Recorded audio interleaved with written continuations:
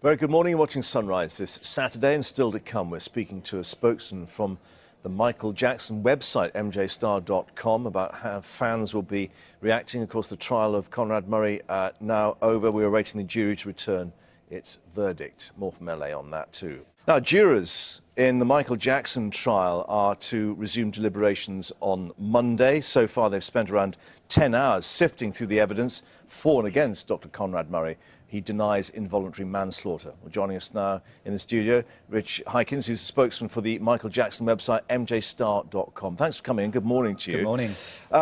They've got a lot of medical evidence, really, to look at, and the issue about propofol, that drug we've heard so much about. But the other thing is, it's such a sad picture that's been brought to us of Jackson at his home and what he was doing to himself medically. It's unbelievable. I mean, I think people are in shock still from... I mean, I'm in shock, and we knew the half of it because we deal with it every day with the site, and you sit there and you listen to what people have to say, but you just have to...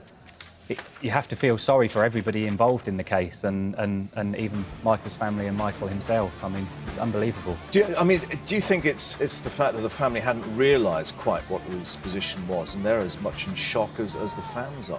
I think everybody is. I mean, I think that's exactly right. I think people are very surprised on what they've heard, whether they believe what one side says and what the other side says and what the family are thinking, and I think everybody is in a state of shock, and I think it will be a few months before people really sit down and address and go through everything that's happened in the last few weeks and gone, OK, this is the situation. And that might explain the difficulty of the jury, of course, to sift through this evidence. As we said, they retired for the weekend. They begin deliberations again on Monday. But is there actually a lot of pressure on them out there in LA? I mean, there's a sort of feeding frenzy going on, isn't there? It's unbelievable, and I think if you looked at any standard case, it would be quite hard. But then you put Michael Jackson in the picture, and all of the medical stuff that's so technical that you know, general people would not understand. I mean, I listened to one doctor from the defence side, and I listened to one doctor from the prosecution side, and I was convinced by both of them.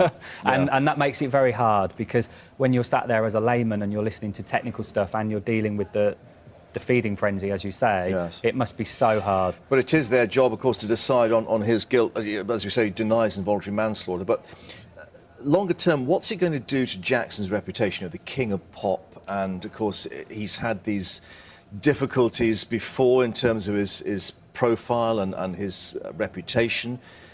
What will we think of Michael Jackson now? I don't think it will change. I mean, new album, 21st of November, Immortal.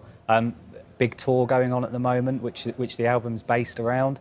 I mean, just people still love him. He was still the king of pop and still is the king of pop, and that won't change whatever's gone on in his personal life. He was still extremely talented in what he does, and that's what we all love about him. I think, if anything, people will feel slightly sorry for him now. Yes. OK. Well, Rich, thank you very much indeed for that, and of course we'll see what emerges in LA as that jury continues. Lovely. Thank you very much indeed.